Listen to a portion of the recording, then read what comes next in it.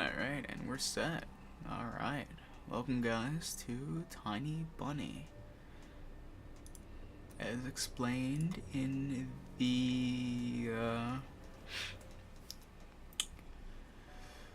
description, this is a Russian horror visual novel that I myself have took a bit of a liking to.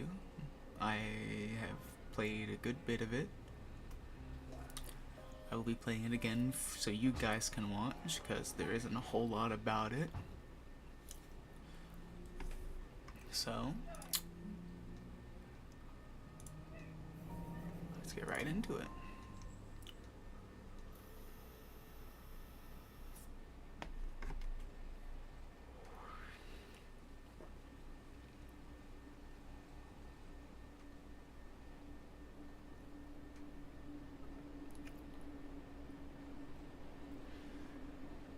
The wind clawed at my window all night.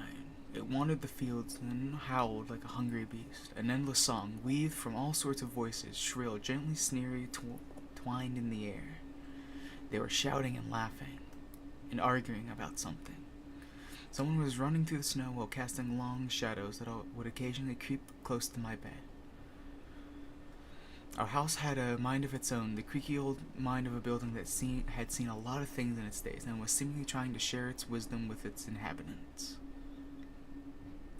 The lonely house faced the forest, and the dark green thicket gazed back with its hollow eyes, rustling, whizzing, swaying back and forth. One could come out and stand at the edge of the forest to reassure themselves there was nobody behind the crooked trees. Fuzzy silhouettes swaying in the wind couldn't possibly do any harm. It's just playing a... Wait. Oh, it's on auto, that's why. Let's get the backlog.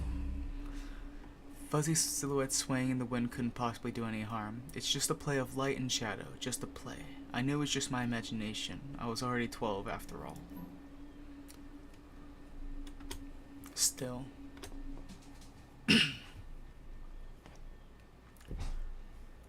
The owl will arrive.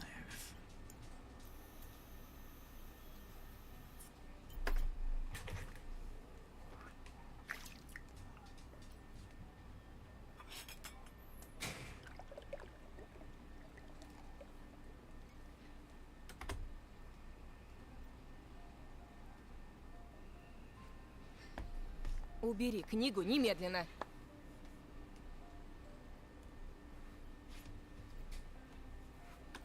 Сколько раз говорила, не читай за столом, вредно. Сидишь, сутулился весь.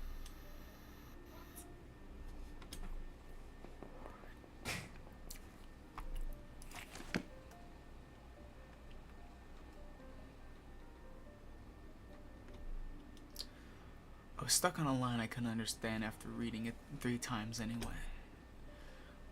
Oya had already finished her breakfast and was munching on some cookies. She was so enthusiastic she almost looked like your typical girl from commercials. Пока не съешь, из-за стола не встанешь. I, on the other hand, was still trying to drill a hole into the plate with my eyes as if it would make the porridge disappear. Hazy anxiousness welled up inside, all because of the previous sleepless night, the black forest around our house, and the gloomy wind. The longer I waited, the colder the lumpy white substance became. It looked like a jellyfish from the Cousteau Odyssey. I hope I said that right. I love that show.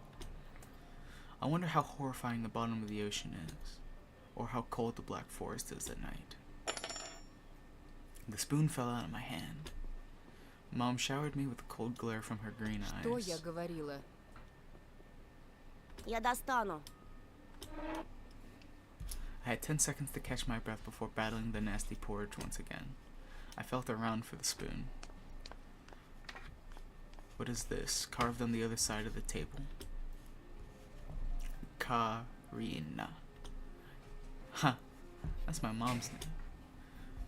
I guess she carved it out with something pointy when she was little. She was sure a rascal, damaging the furniture like that.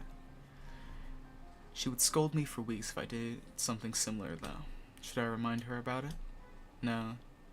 She's been in a bit of a bad mood lately. I imagine her being my age, sitting under this table. I wonder, was Mom afraid of the dark back then? or the sound of the coming from the attic, or the thick forest. I imagine my grandma coming into my little mom's room, sitting at the edge of her bed where Oya sleeps nowadays, and saying this in her soft, smooth voice. Тайга особое место, дитятка. Она к тебе присматривается, принюхивается. Словно хочет понять, что ты за зверь такой.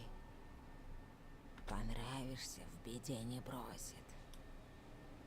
А будешь проказничать, схватит за бочок и утащит с собой под землю. Тут и дело с концом. Grandma was caring. She never fought with anybody, never yelled, never swore. Those were the times without the maddening screams until late at night, without smashed dishes and mutual accusations. Our parents used to love each other back then. I remember listening in on one of their conversations by chance. They were talking about Grandma getting prepared for her funeral. She had already bought a casket, and she called it her cute funeral box. It waited for its time in the closet, patiently. It was black, upholstered with meat-colored material on the inside. I saw it when my grandma was getting buried. The house didn't change since the time she was alive. Only all the photos were gone. Glass-covered pictures with gray faces of my ancestors. They all had a dead but watchful look in their eyes. I crawled out from under the table. Oya was done with her cookies and was looking at my share like a sly woodland critter. I turned my gaze towards the frosted window. There were a lot of dark pines outside, but they didn't grab my attention. The pattern on the frost formed a picture on the glass. Оля, гляди, лиса! Где?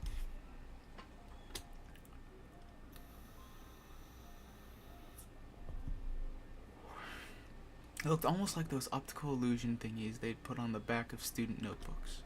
A mixture of lines at first glance, but if you blur your vision a little bit and look under a certain angle. Да не на улице, на стекле. Смотри, вот нос, вот. Ну-ка, доедай. Да, да, сейчас. Я ничего не вижу. Живо. Совсем немного осталось. А, вот.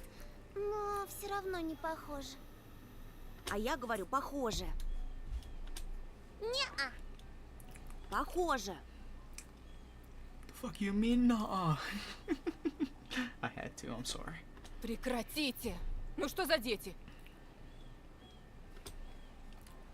Now I couldn't see the fox either.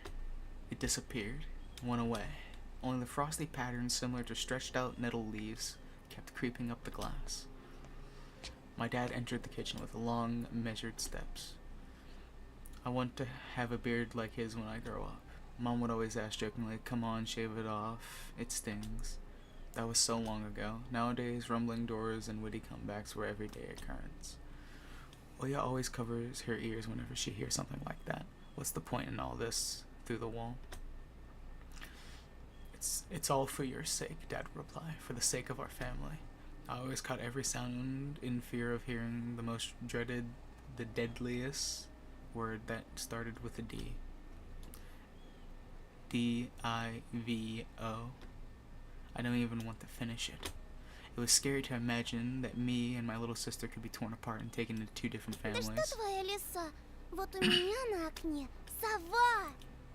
Опять ты со своей совой. Так ты же вчера мне верил. Никто ключи от машины не видел? Вроде оставлял на подоконнике. Вроде. Вроде оставлял, вроде нет. Вроде взрослый мужчина, отец двоих детей, а вроде... Перестань, пожалуйста, Карина. Дай мне спокойно собраться. В корзине твои ключи, возле телефона. Огромное тебе человеческое спасибо. Антон, ешь быстрее, а то как мученик сидишь. А сова? Не было там никакой совы. Была. Глазюки огромные. Во, и светятся. Oya sprang up from the chair and placed her hands on her little face, imitating a pair of eyes with her fingers, the size of an apple В each. прошлом году бабай в шкафу. Сейчас сова. Babai, in Slavic folklore, a nocturnal spirit used by parents to threaten their ill-behaving children. Ну я же видела!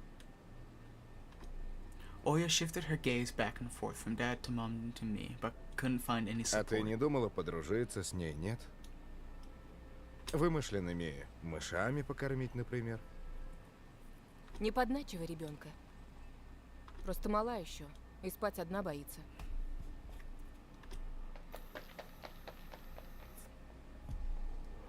Oya pouted her lips in rebellion and rushed into the hallway. The staircase that led to the second floor creaked. My mom gave dad a strict look.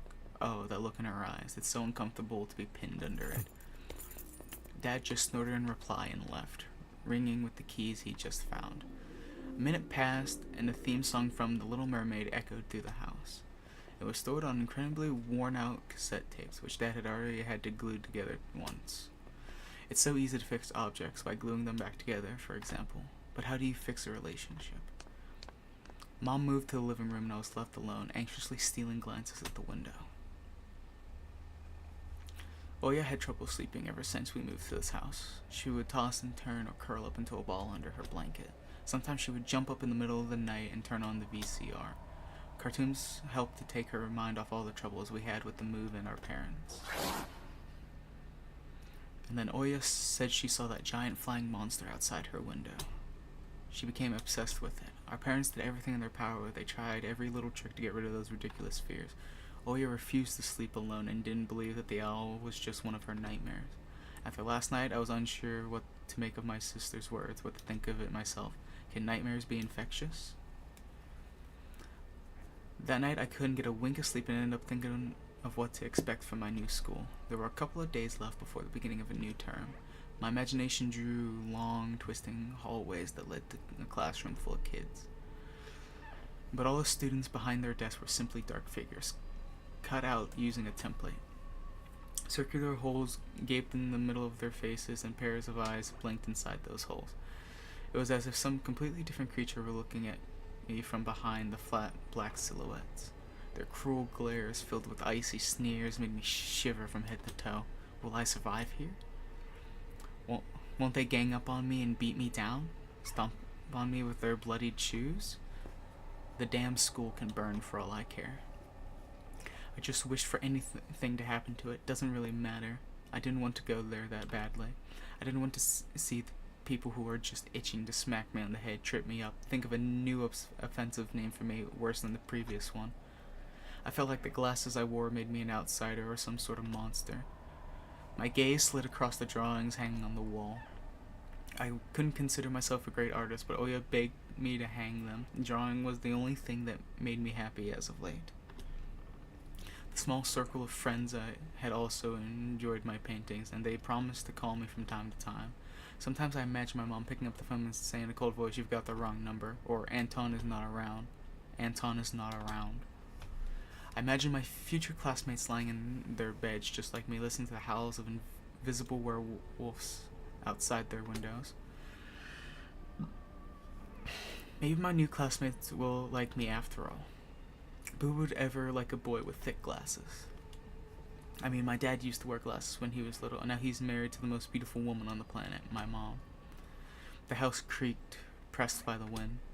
The condo we used to live in, a 9-floor concrete building, buzzed with the neighbor's drill, mumbled with the TV set from behind the wall, cried like a baby from the big family next door. Our current house, though I can't really call it new, was completely different. It was silent and easygoing during the day. Its shadows lay dormant in the corners, on the closet cobwebs, and under the stairs. But they all woke during the night. Something was watching me from every corner, almost as if the old photos of my deceased family, with their ashy eyes, were hanging on the walls in place of my drawings. The floor was squeaking. Rusty drains were moaning. The attic was occupied by noisy drafts. One could think the house was performing some sort of demonic melody. And then I realized I was, in fact, hearing music. It was already playing for a good while. Somewhere at the edge of my perception, I could hear a flute. It was mixed in with the sound of the wind, of the creaking old house, and my thoughts, too. I stood up and rushed to the window. I wanted to reassure myself that this music was nothing more than a product of my imagination. It's not like someone is playing it there and missed the cold snowy night, right?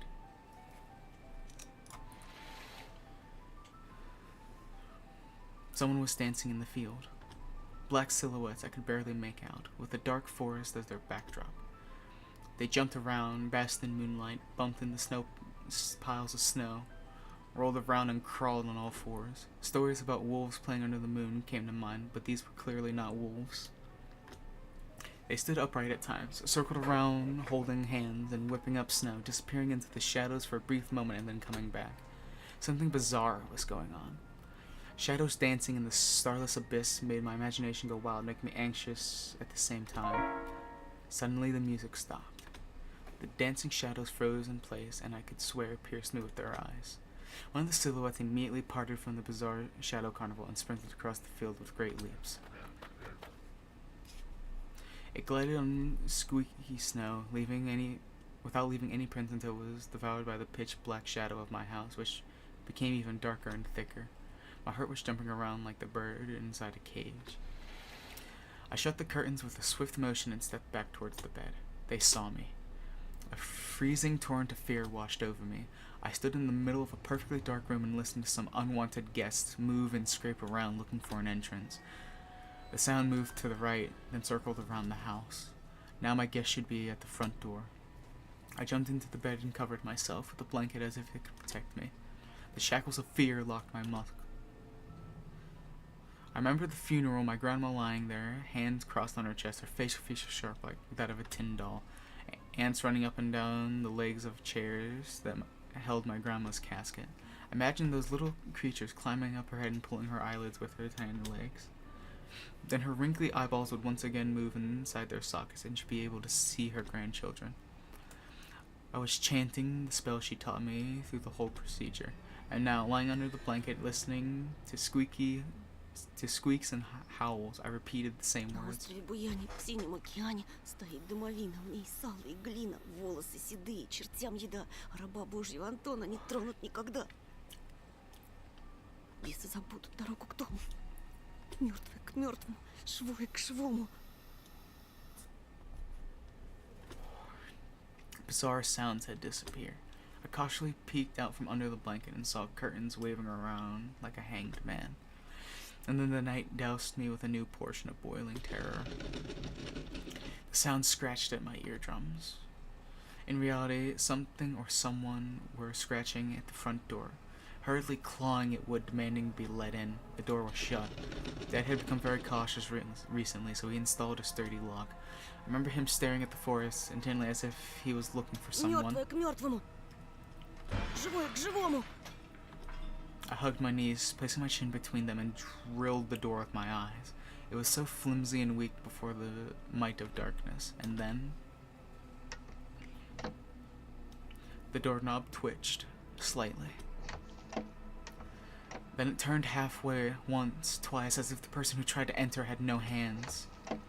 The doorknob twitched once more, and then it started clicking violently. My jaw cramped from fear. My wet fingers clutched the blanket. The door creaked and opened. The wind taunted me, moaning inside the tin drains. Now, you'll see. The door was wide open. The darkness writhed inside the carnivorous mouth of the doorway.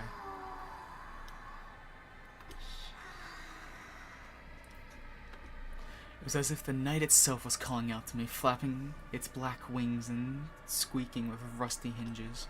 I was trembling and snared by the web of darkness that hung in the corners of my room, waiting for the one who weaved it to come out of the gaping hole.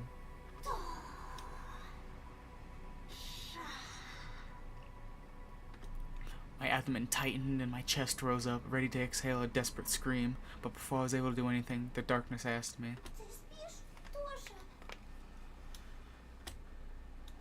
My sister's pale face protruded from the thick shadows. I almost screamed from relief. Оля, я не сплю. Что случилось? Oya frowned and stuck out her lower lip, a clear sign that she was about to cry. Она опять прилетела и пялится на меня. Прогони ее, Тоша.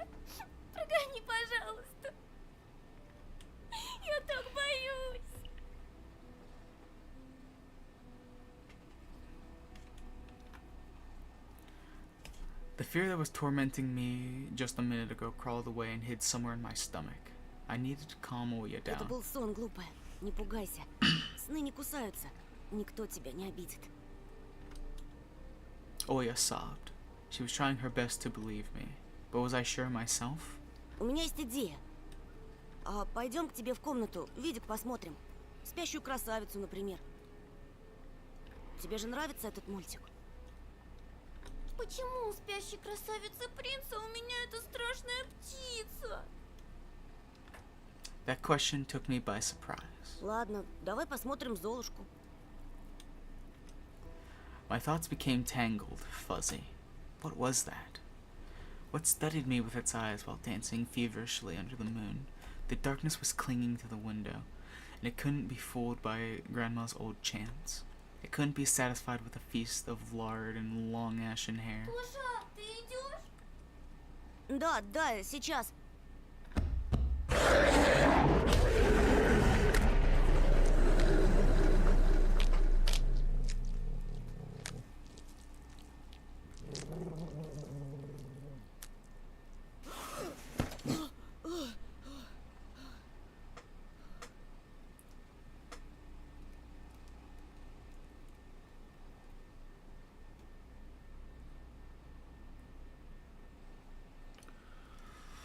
That's why I didn't want to laugh at Oya and her owl in the morning.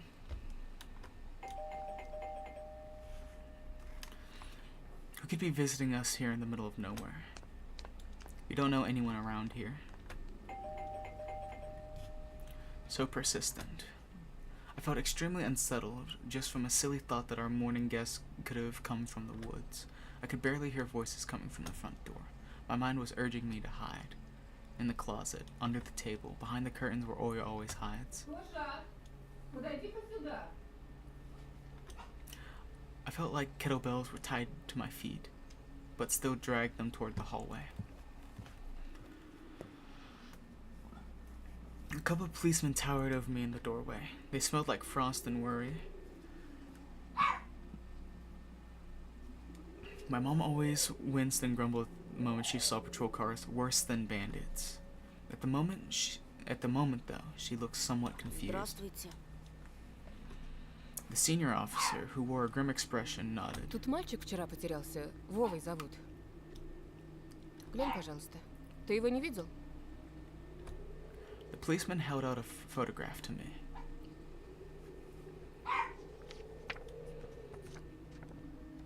There was a ginger boy around the age of elementary school, pictured with a wall carpet as the backdrop.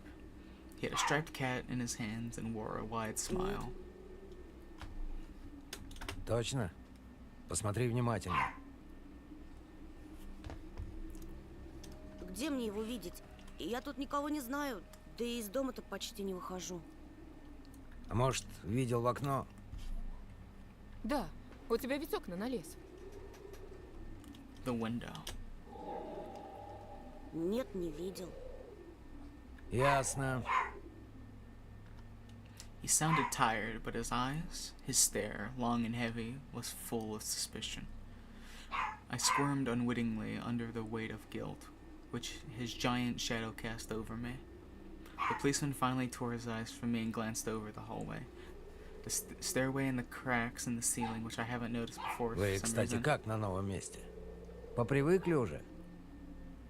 Понемногу. Только вот дочка маленькая по городу скучает. Скучает, значит. Из местных вас никто не беспокоит? Все хорошо, спасибо.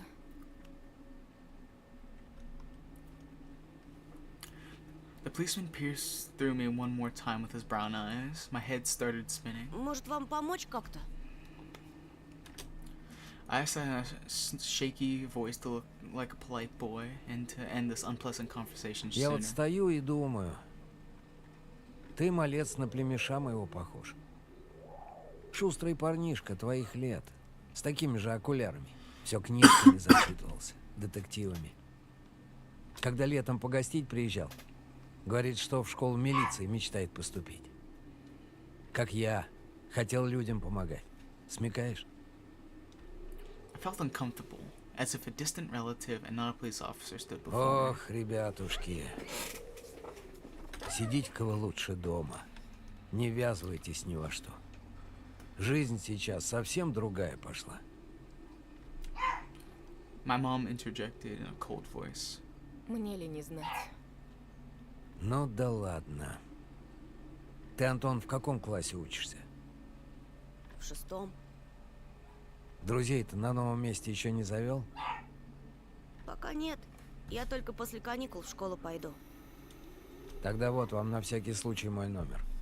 Звоните, если узнаете что. The policemen were gone along with their shadows, the smell of cheap cologne and the photo of a smiling boy. His face stood still before my eyes. I wondered what it was like for him being all alone, there. For some reason, I thought of the forest swaying in the wind. What did his poor parents feel? What would my parents do if I'd gone missing? Would they cry and thrash around hysterically? Or would they accuse each other, like they always do, and forget about me eventually? Мам, а Вова этот в нашем лесу заблудился? Выходит, что так. Бедный ребенок. I looked out the window at the road. The police UAZ drove off towards the village. UAZ, a Soviet and Russian off-road freight passenger car brand which was produced on the Ulyanovsk car factory. If I butcher some of these, please excuse me, I am American. The officer's nephew came to mind when I was splitting off old paint from the window sill. I remembered all the teenage mystery novels from the Black Kitty series I've read this summer. Black Kitty, a series of contemporary Russian original or translated teen mystery books. The average boys and girls investigated all sorts of mysteries there. They looked for clues, spied on suspicious people, and after a set of amazing adventures, bam, solved any complicated case.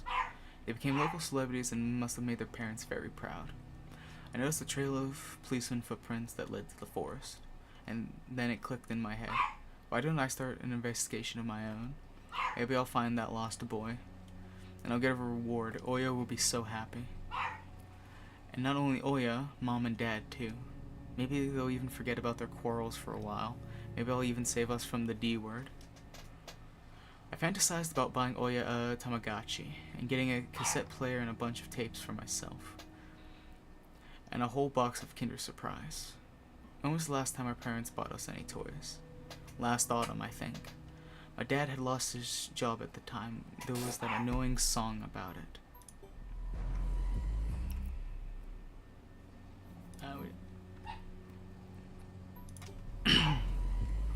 Accountant. A song by an all-female Soviet pop band by the name of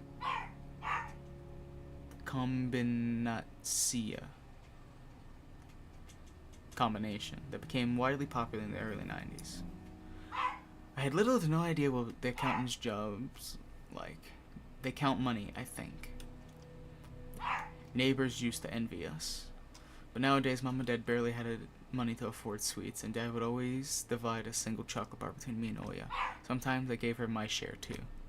No matter how much I wanted to eat sweets, she was still just a pipsqueak. I couldn't wait to go out, looking for Пойду clues. погуляю. Ага, сейчас. Чтобы потом милиционеры с твоей фотографией по домам ходили. Лес вон какой густой. А если мальчика звери дикие утащили? Или того хуже? Even worse echoed through the hallway. Да я рядом буду. В лес не пойду. Что я тебе сказала? Мне дважды повторять. Лучше портфель собери или соли поиграй. The sound of splashing water came from the kitchen. It meant that the argument was over and Mom had the last word. The dark, stuffy closet. My mom says it smells like mice, but how would she know their smell? She hates when I stick my nose in there. She's afraid I'll cut myself on the freshly sharpened axe. I know I can't even be lured or close to it. She thinks Babai is living in there. I tried to help her fight her fears once. I opened the door and turned on a dim lamp so she would see there was nothing but cobwebs. Dad's tools and scratched walls. She still didn't believe me. And I like to hide in the closet and listen to Oya count outside. 1, 2, 3, better hide from me. And then drag her feet on the creaking floorboards, hoping that she wouldn't need to look for me in the cramped monster's den.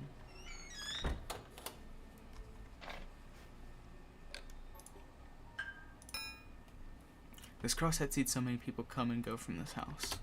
It was black as if it absorbed all human sins from the long years it was hanging under the ceiling. After Grandma died, Mom was going to take it off and hang a horseshoe in its place as a lucky charm, but she cut herself with the cross's sharp corner and almost fell from the stepladder. Dad called it a sign from above and ordered the cross to be left alone in its rightful place. Mom's peg top, a family relic. My mom played with it when she was little, then she gifted it to me. Oya was next in the succession line. The toy belonged to her now. She stared at the dancing spindle as if it could show her something, a fairy tale or maybe even our future. Now even my little sister was a bit too old for this old squeaky peg top.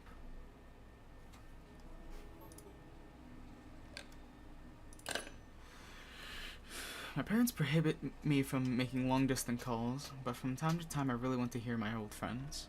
Sometimes I would just pick up the phone, listen to the low hum of the zoomer and the distant cackling, imagining the wind howling in the ice-laden chords.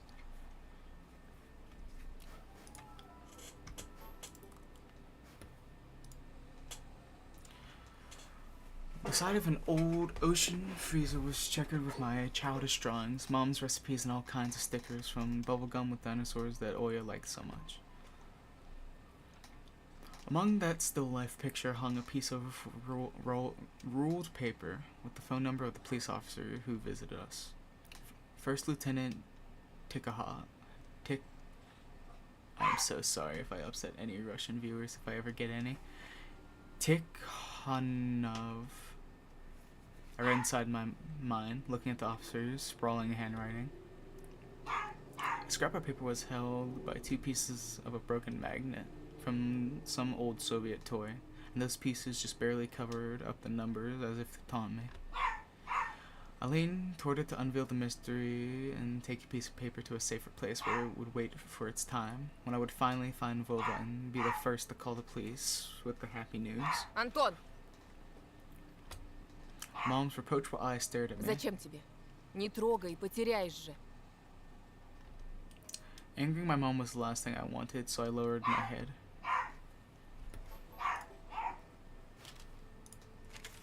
I took a peek at Mom's crossword. She would get very angry when someone gave her advice, so me and Dad faked knowing the answer and being about to reveal it all the time. I smiled at that fleeting thought. Vertical, 9 letters. The name of the Philistine deity that protected them from viper bites and had a nickname, the Lord of Flies. Second letter is E.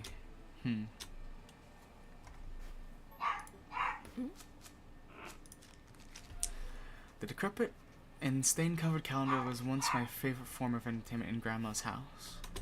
I remember waking up and running to the kitchen so I could tear off yesterday's leaf first thing in the morning, as if the coming day would get lost in the taiga forest without my help. One day close to the New Year's, one day close to Grandma's funeral.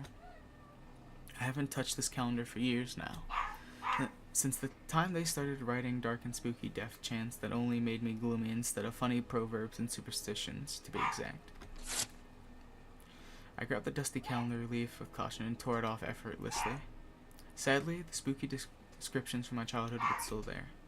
7 horses carry the log. If 7 can't carry, bring the 8th from a ferry. They will take it away and never come back. This is the fate of the log. This is the fate the log cannot escape. I crumpled the gray leaf and threw it into the waistband, hoping to get rid of the anxiousness that washed over me.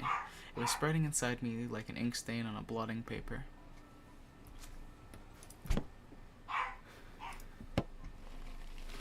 Grandma kept ice cream for me and Oya there, but now I can only see bits of meat for soup clumped together. And clumped together pelmeni. I grew to hate them already. Pelmeni, a Russian variety of dumplings made by boiling thin, unleavened dough filled with minced meat. One may even call it Russian fast food.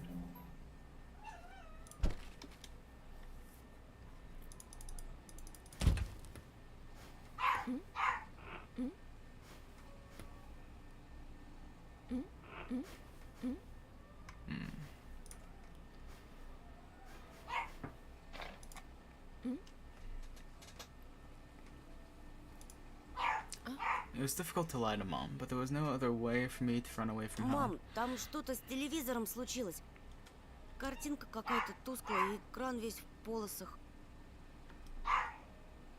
My mom's face became visibly Без distorted. ножа меня режешь. Дострелялся вот так своих. Говорила же, посадите мне кинескоп своей приставкой. Где мы теперь мастера найдем в дыре этой, а? Может быть, просто настройки сбились?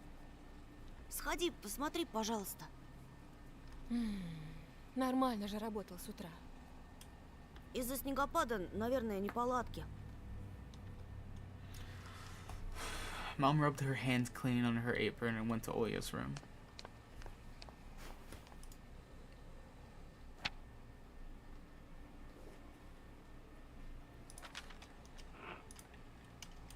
There's no time for this. Mom will be back soon.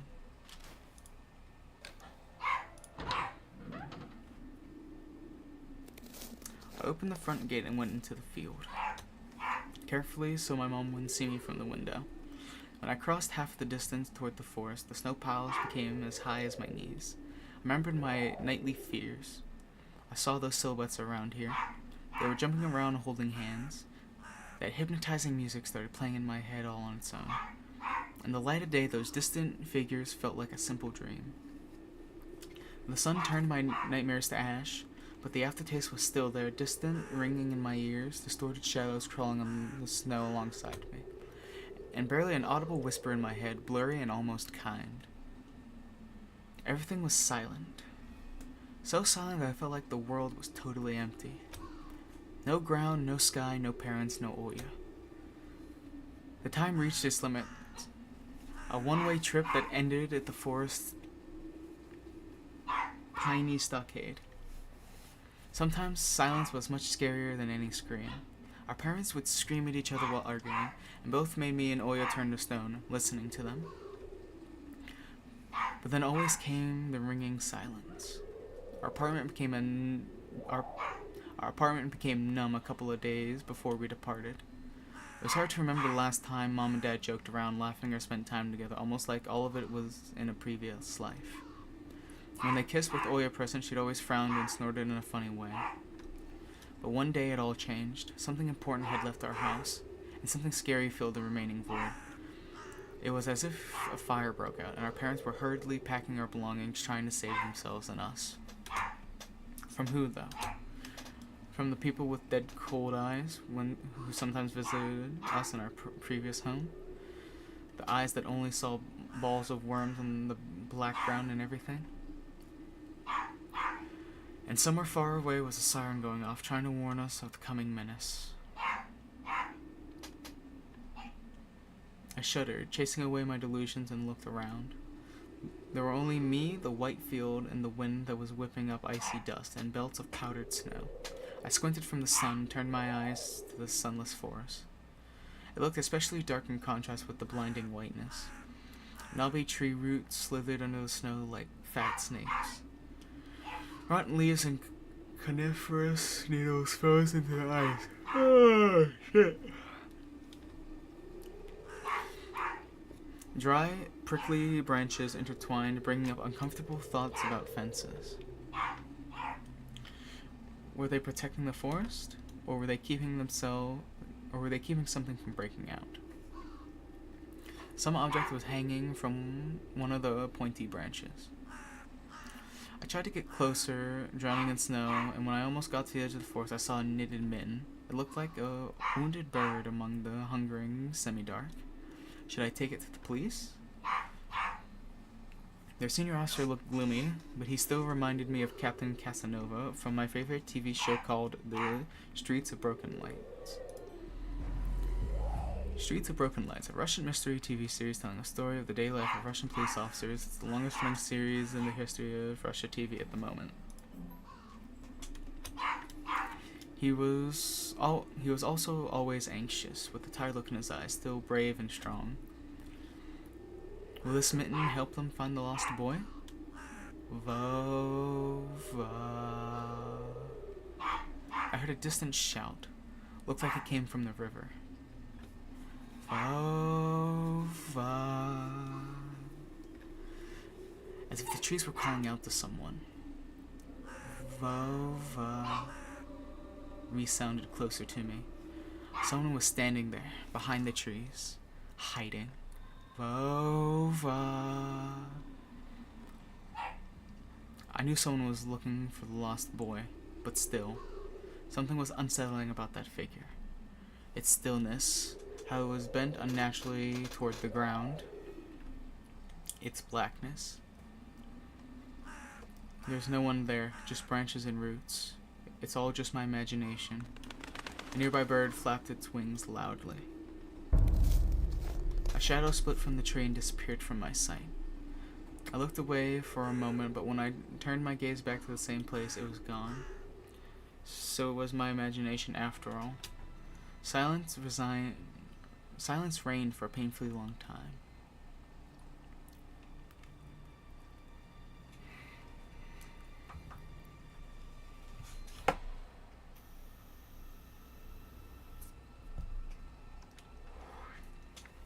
My muscles were tightly sprung. My heart was beating somewhere in my throat. Any noise, any little movement, any small whisper from the thicket, and I'd sprint. But nothing of the sort happened. I looked at the mitten once more.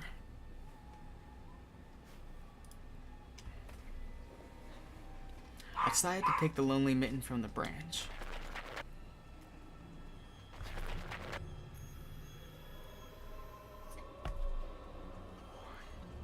Vova.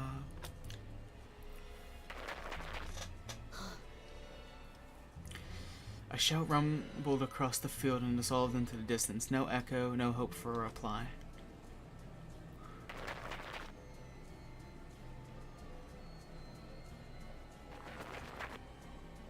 I stepped toward the bristly trees and tried to claim my find.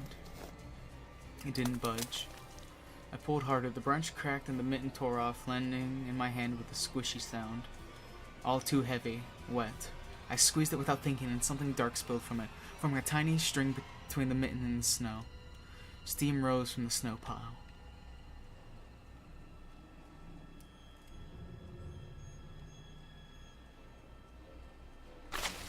I froze in place, steadying my palms in disgust. Red.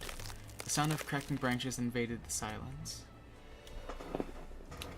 I didn't have to think twice before running away. Someone was chasing me from the darkness, breaking pine branches, close in the distance with giant leaps. Snow was slowing me down. Crazy thoughts flew through my mind. I'll get caught. They'll get me. I'll get dragged into the thicket. I'll be gone forever. But there was one more voice, probably one of reason. It gave me strength. It spurred me on. You can do it. Don't stop. I heard an animal roar behind me. It was so loud my ears went numb. It felt like the sound had come from a pack of hungry beasts rather than a single one. Their nostrils sucked in freezing air. They sensed my fear. Two giant wings flapped above me. An enormous shadow flew over that clearing, a hoot, a wheeze. The roars were coming from all directions now. From the dried up raspberry bush, from twisted pines, from under the windfall. Hurry, run, don't look back. I felt like I was inside a nightmare. The snowy clearing became vicious, like quicksand. I was stuck in place. I pulled my leg from the mushy trap just to be caught in a new one, even deeper than before. I continued to drown, sinking deeper and deeper with every desperate push. Was snow ever this sticky? I screamed in horror after realizing this wasn't snow. Someone or something in the snow pile was clutching my pants.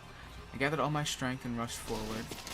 Pressure on my leg was gone. My boot slipped out of the hole, and my soles were on a hard surface again. I reached a clear path with one jump, and from there ran to my house. Its gloomy facade didn't look threatening now. The house was my line of defense from the shadows that flapped their wings and the creatures that were hidden under the snow. I tipped over the doorstep and smashed into the door.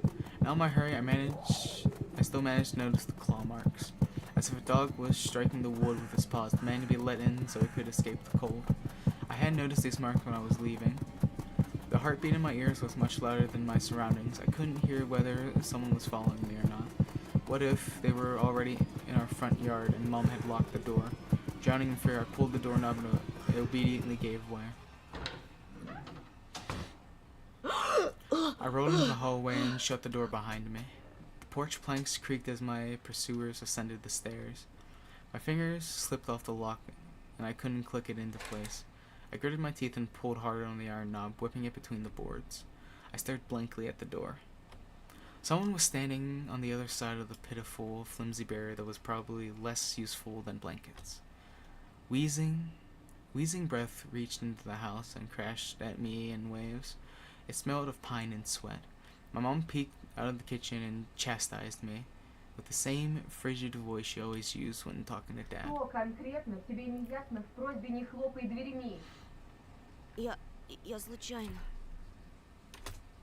I snuck a glance at the door. The smell was gone and the breath was too. If there was someone in the first place, of course. Here, mere 5 meters away from Mom, my fear was slowly weakening, melting like snow in spring, and with it the last bit of strength I had left my body too. My legs gave way. I propped myself up against the wall so I wouldn't fall over. My mom's expression had changed immediately. The cold mass of strictness and detachment was gone. Mom looked the same as before all those quarrels. She finally saw my condition, my wet pants plastered with snow. Ты где был? Я тебе что говорила, а? Чтобы ты дома сидел. Я и для тебя пустое место. I got afraid she would cry. I reached out to her like when I was very little and wanted her to cuddle me. But Mom regained her composure fast and put on her usual face. Her eyes shined like steel, her voice rang У out. отца сигареты пропали. Признавайся, ты их стащил? Курить бегаешь? Там за мной кто-то гнался. Я думал, меня... I stuttered as soon as I started explaining myself. Tears welled up in my eyes. Mom leaned toward me and sniffed my clothes like a beast, searching for the smell of tobacco. Excuse me. Then she squinted her eyes in suspicion and looked into the front yard. Her expression changed in an instant. She covered her mouth with her hand. Гляди, вон же они. Прямо у забора. My heart started thumping as if I became prey once again and my pursuers were following me in the field. I could swear that I've heard something scratch the door, just like in my nightmare. Mom beckoned me with her finger and I gathered all my remaining bravery to look into the kitchen window, facing my fear. I could barely discern some hairy silhouettes swimming in snow through the icy winter patterns on the glass. Dogs.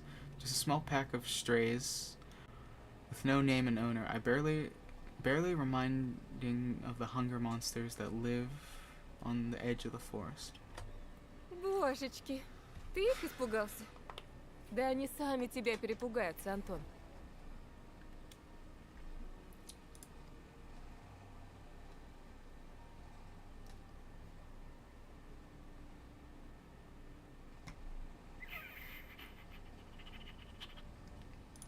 Just looking at something real quick. Они гнались за мной, словно за зайцем. А вдруг они бешеные?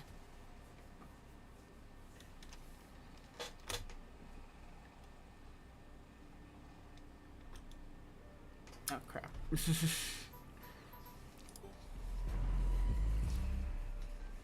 The smile had slowly disappeared from Mom's face. Now she looked at the dogs as if it was her first time seeing them. Что если они нападут на Олю? Мам, Вот бы твой отец их всех перестрелял. мама, они живые. А что? Ты уж определись, они тебе друзья или враги? Не маленький ведь уже. Mom sighed in annoyance, and I felt so bitter that I bit my lower lip and fixed my gaze on the cobweb-ridden corner just to keep myself from crying. Welp, some detective I am.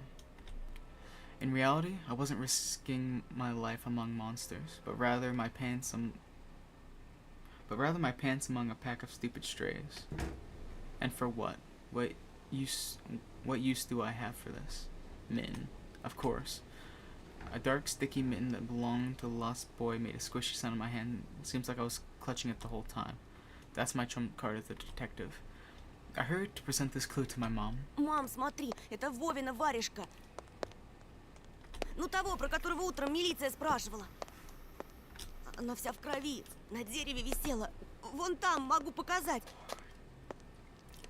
Давай в милицию скорее позвоним, как нас участковый просил. Мам, гляди! Фу! A shadow of doubt slowly crept onto Mom's contorted face, as if she was trying to remember something distant, like someone tries to remember in their dream. But the images slip away. А ну-ка прекрати сейчас же. Оля тебя услышит, с ума сойдет. Она и так не спит, на все подряд жалуется. Еще и ты со своими шуточками. At that moment, I realized the mitten was actually wet from snow. There was no blood whatsoever. I wanted to sink through the floor from embarrassment. Иди сюда, паникер. Да не стой столбом. Вот, таблетку на. Быстро пей. Schizo pills. I don't know. A golden-colored pill reminiscent of a dead wasp fell into my Я уже palm. пил сегодня, за завтраком. Попререкайся мне еще. Сказала дома сидеть. Нет же. Был бы отец, выпорол. Сейчас же выпей, а то ночью не уснешь. Тебе ведь в школу завтра. So I had to swallow the bitter medication, drinking it down with similarly awful water that gave off a taste of chlorine. Maybe it wasn't Vova's mitten. Maybe it wasn't a mitten at all. Just like the forest monsters. And Oya's owl. Am I going mad? What's happening to me? Either the pill had an immediate effect, or my overexerted brain didn't let fear inside anymore. Serenity washed over me, bringing me yawning indifference along with it. Антон, выпил? Можешь, если захочешь. Раздевайся. Уснул, что ли? Нет, мам, просто задумался. Интересно, о чем же? Так, глупости всякие. Mom scrutinized me with suspicious eyes, as if she wasn't sure she was looking at her own son and not some doppelganger that came from the Точно forest. все нормально? У тебя такое лицо было, когда милиционер про окно спросил.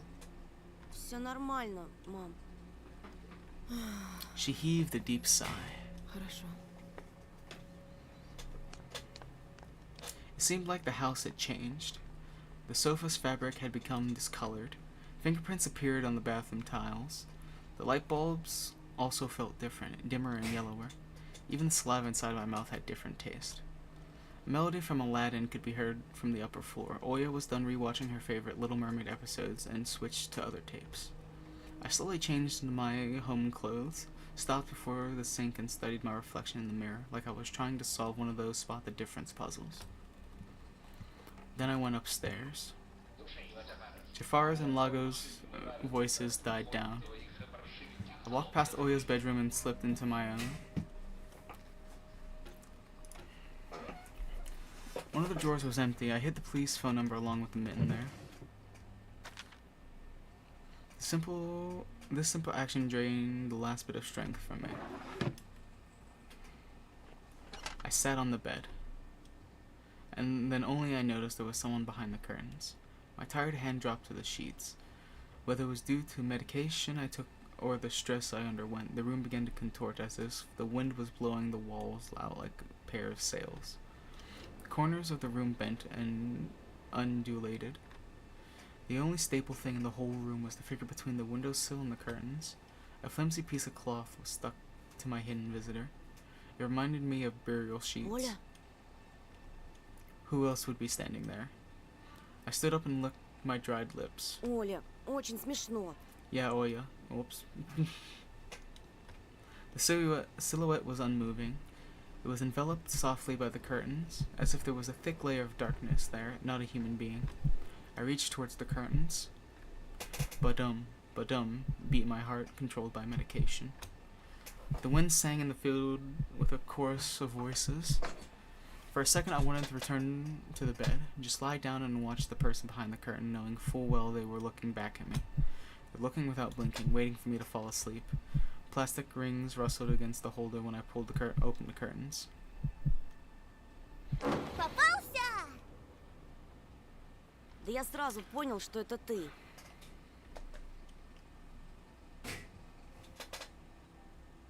A blindingly bright halo lit up above Oya's head with the setting sun as the background. My sister was shining. When she was just a baby, Dad always used to say she was shining with happiness. I always retorted, but Dad, she's not some flashlight. But I brought her to the window one day and sunlight poured on her smiling face. I felt like I was holding a light, woven child. А я все видела. Да ну, Что ты спрятал? She was just like my mom when she was little, before she put on her sad mask of tiredness and switched to her commanding tone of voice. ничего, просто... Why hello there, Shadow Wizard Money Gang. Welcome to the stream. Don't mind the stuttering. I can't believe I just fucking said that. Oya ran up to the table, her eyes rounded, and asked, Ты что-то украл и теперь прячешь? Ты вор? Что? Глупая. Ничего я не крал. A clear image came to mind, that mitten hanging from a tree branch. What if I did steal it after all? From the forest, from the tilted figure standing behind the black trees. Oya could be selfish and stubborn when she wanted. Покажи тогда. Поклянись, что никому не скажешь. Тогда покажу. Oya wore a plotting smile. Клянусь маминым сердцем. An oath she heard in one of the movies about the pioneers we've watched. Не говори так. Oya nodded and made a gesture with her hand, locking her mouth with imaginary key. She was filled with curiosity that was splashing in her giant eyes. I opened the drawer and Oya leaned in, holding her breath. It looked like there was not just a simple mitten, but some sort of exotic critter. Это чья-то варежка? She said that as if she couldn't understand what she saw. Один мальчик потерял. И сам потерялся. Теперь понимаешь, как опасно гулять в лесу, особенно детям? Ему, наверное, там очень холодно. Его найдут? Обязательно. Участковый по домам ходит, всем фотографию его показывает. Oya traversed the room with care and pressed her tiny palms against the window. А почему он по домам ходит, а не по лесу? Боится? The question caught me off guard. Милиционеры ничего не боятся. И лес они прочесали. Yeah, right, flashed my clouded mind. Did they really check every nook and cranny where darkness, cold, and whispers of icy branches dwell? If that's the case, how did they miss the mitten? Or did it appear later, for me? I changed the topic, as if trying to get Oya as far away as possible from the forest thicket. Если я сам найду пропавшего мальчика, нам, может, награду дадут. Кучу всякого, как в поле чудес.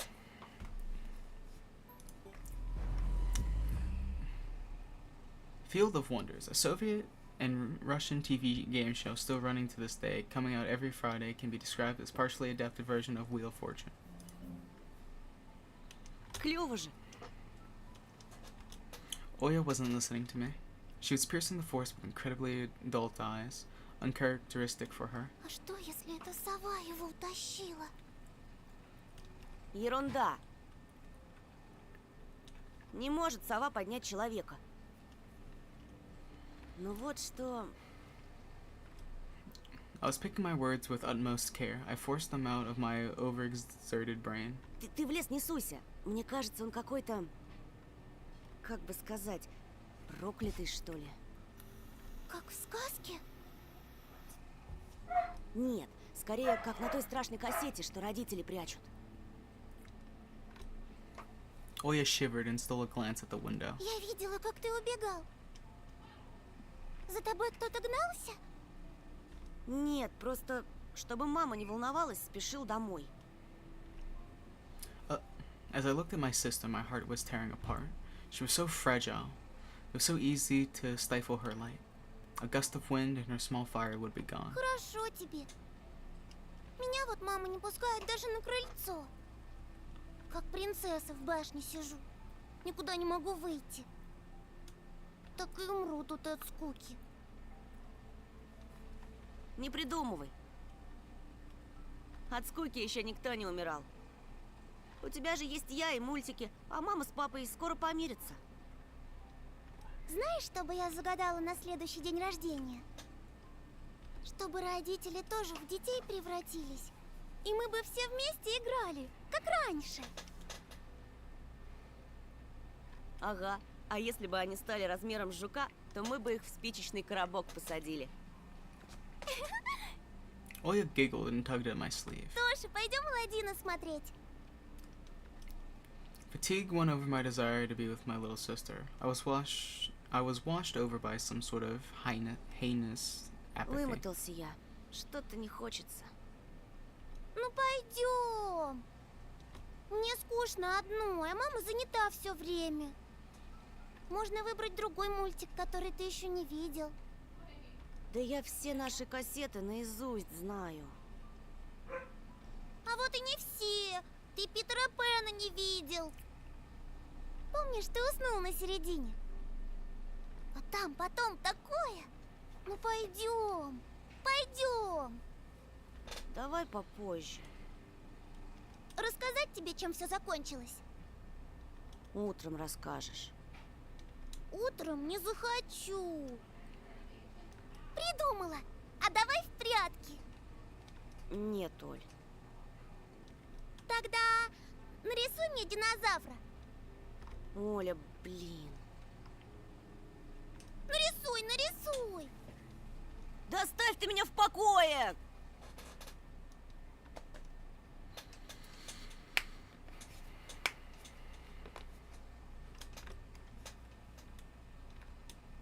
Oh, fuck. Whoops.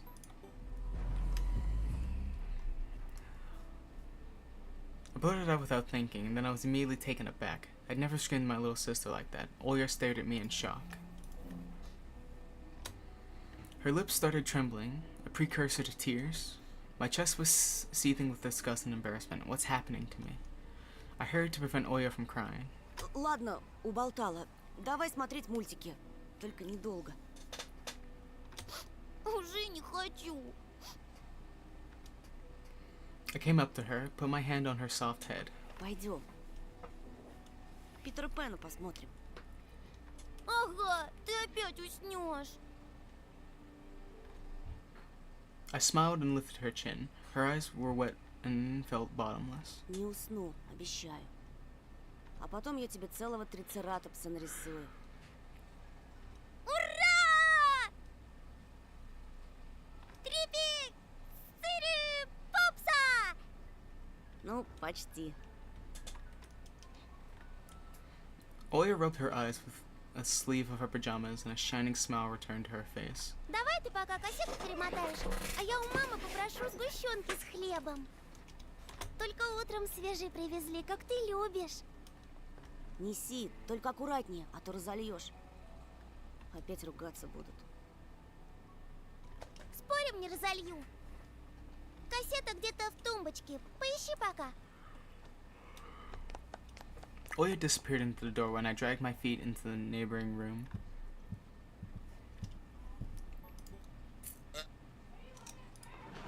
The scary window where Oya sees that accursed owl every night, lurking in the dark. Oya keeps curtains open during the day, but as soon as the twilight comes, she shuts them tight, so she wouldn't see the pair of hungry eyes outside.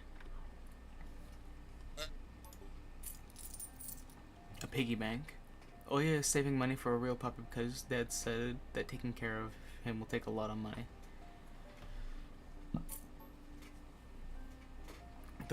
I will admit the first episode is fairly slow and tame. But it picks up. Oya's countless toys. An old teddy bear is the main attraction here. Oya doesn't sleep without it. And she digs her nose into its fur when she sleeps. Is there anything else? The old photon TV was gathering dust in the corner. All that was left was clicking the button on the front panel. The tube warmed up and familiar white noise started dancing on the black screen. I almost reached out to turn on the VCR, and the noise calmed down and a blurry image appeared for a moment. It was a dark taiga forest, just like the one outside my window. The picture split the screen in half. Something creepy resembling human speech was coming out of the speaker. Just a few moments later, the scenery was again overshadowed by noise. Did it catch some rogue signal? Local TV station only really showed Soviet cartoons, and even that was pretty rare. And only just recently I used to always watch Robotech before school. It was so awesome. Maybe I should tinker with the antenna. What if I catch this channel again? On the other hand, Oya had asked me to find the tape. It wouldn't be nice to disappoint her, but in my sleepy state I didn't have the strength to do all of it.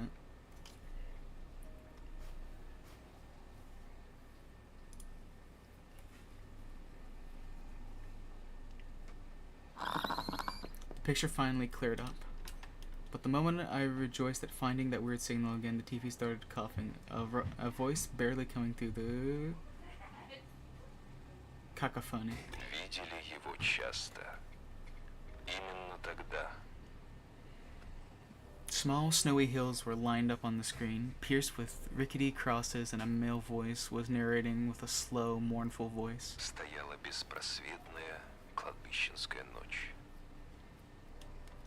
В то мрачное время маленькая Сеня встретила свою судьбу в лице чудовищного обитателя дикой чащобы.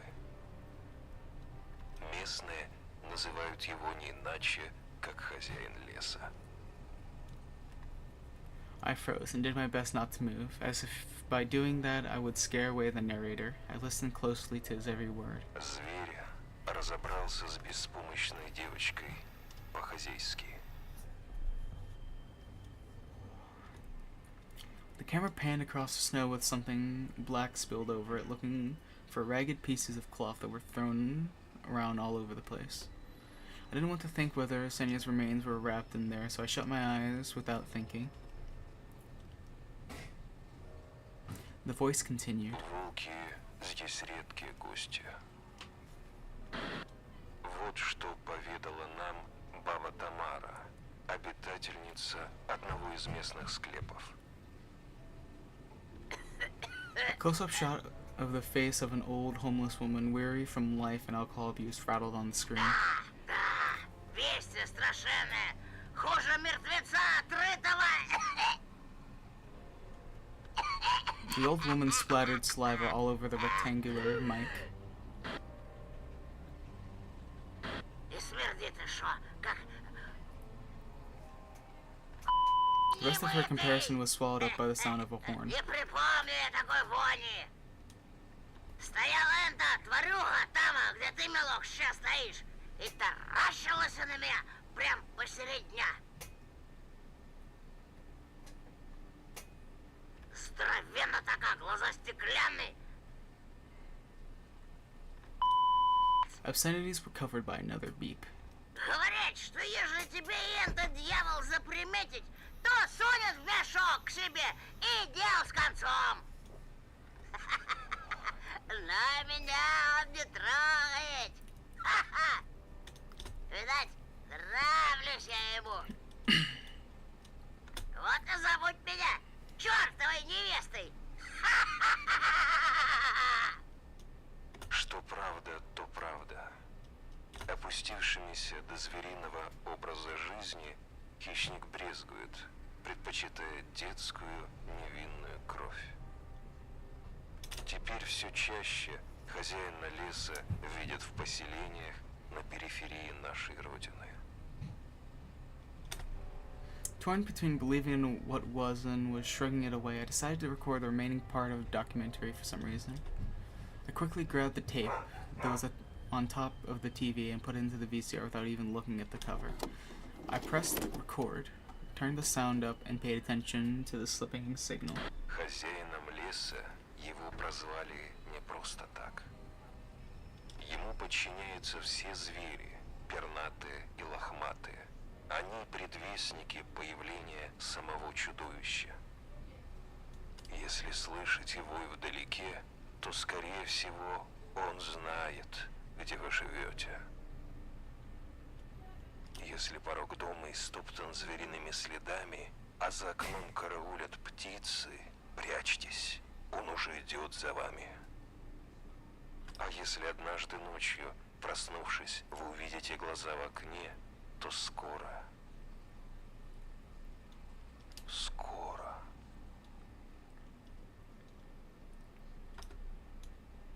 скоро, скоро, скоро, скоро, скоро.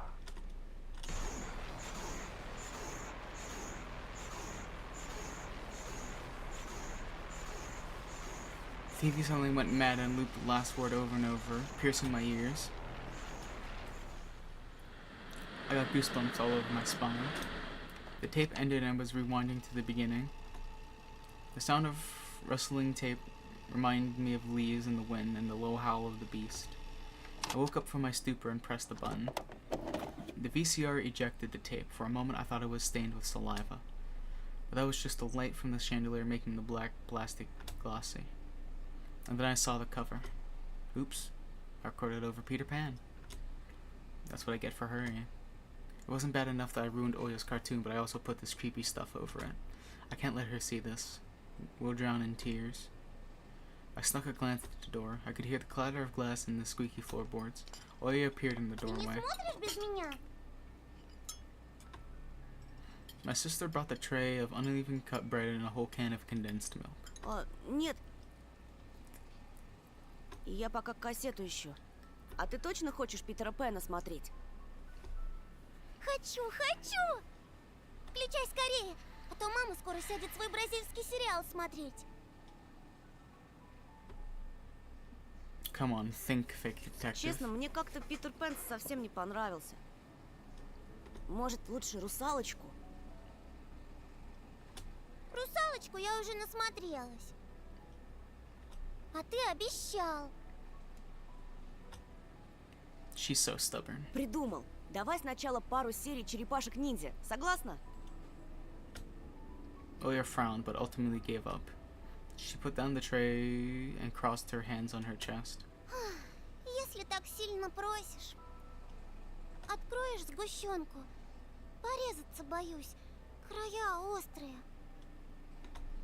As soon as I stood up, colorful dots popped up before my eyes, and my sore legs were pierced by thousands of needles. Only when I reached the sofa I realized that the can was already open.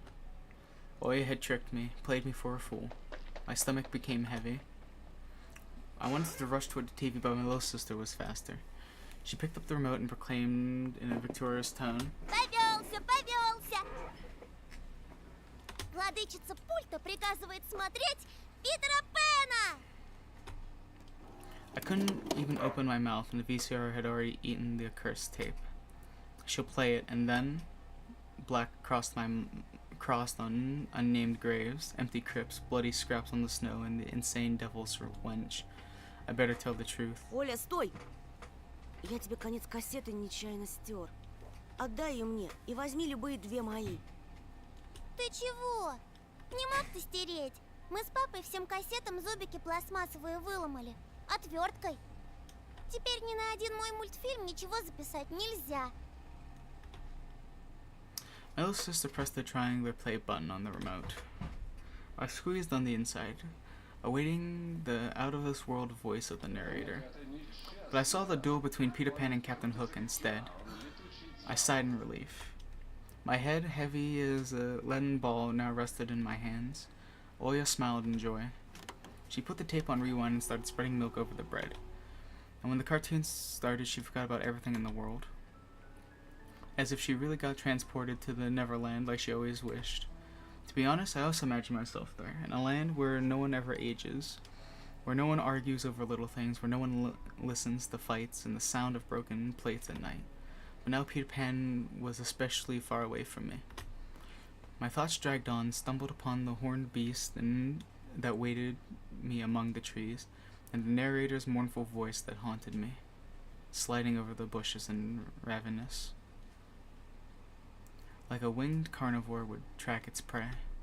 I felt like I was dreaming with my eyes still open. Then my sister's scream pulled me back to reality. Туши скорее, штору задерни! Зачем? Никто же на тебя не смотрит. Уже темно, а когда темнеет, прилетает сова. Я боюсь.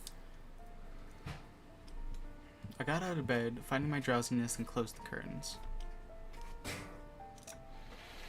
I did my best to not look outside towards the treetops, the taiga forest which seemingly drew closer and closer. Of course, it was just a visual effect from shadows of branches and scraping the snow. Тоша, мама думает, что я напридумывала про сову. И папа считает, что раз я маленькая, это значит врушка. А сова есть. Вот честная-пречестная, есть она. Ты же мне веришь? Что она там и каждую ночь прилетает I swiftly grabbed Oya's hand and looked her in the eyes. I was trying to transfer at least some of my courage and determination. But did I really have those Я qualities? тебе верю, слышишь? Ты только родителям больше не рассказывай про сову. У них и так хлопот по горло, они только рассердятся. Ты мне говори, если что случится. И в окно не смотри. Но она хочет, чтобы я смотрела. Перехочет.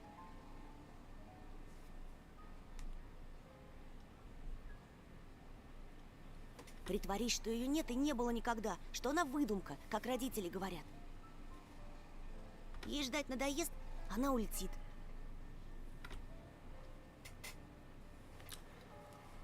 Oh, shit.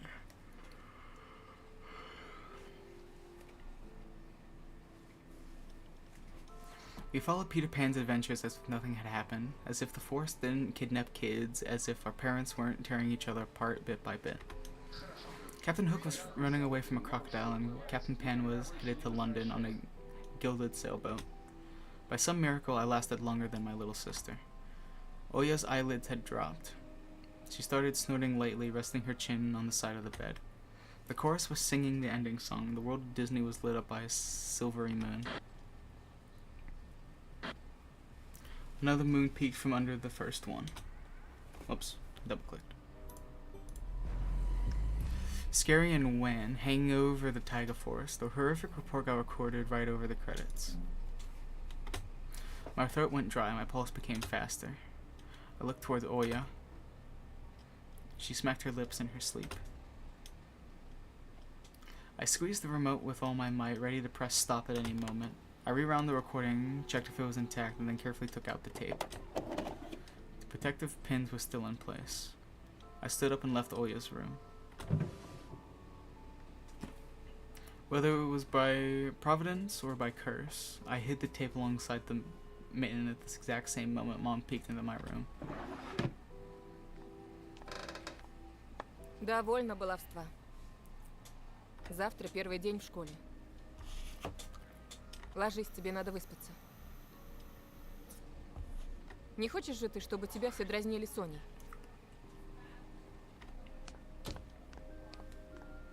Adults think everything is so simple, as if sound sleep would ensure my classmates would like me. I covered myself with a blanket up to my neck and listened to the house humming, to something invisible rustling in the corners. My inner voice had a question for me. Do I want to hear that mysterious flute again? Yes or no? Maybe it's just part of growing up and I can't fully understand my own desires. The forest wailed behind the barrier that was my walls. Some ethereal entity wandered in the fields. Branches shook as if calling for me. The wind howled on and on in the night. My thoughts were like annoying flies that entered my head before becoming weak and tangled. I didn't notice how I fell into slumber. It has come after all. The day I feared the most, the first day of a new school term. Alrighty. I will definitely get back to this soon. I'll just save it here.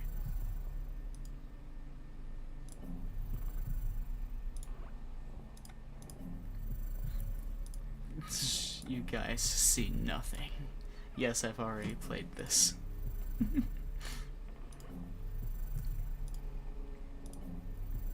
But since not a whole lot of people are actually genuinely talking about this, I took the time to stream it because I like visual novels. I love horror. And this itched something in my brain.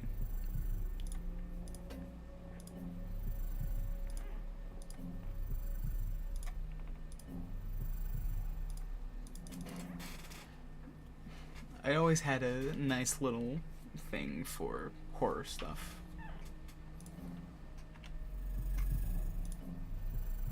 But that'll be all for today's stream. I'll probably stream again later with the boys, so if you guys enjoyed, please let me know. Subscribe if you want to. Give it a like, stuff like that. And I'll see you in the next stream.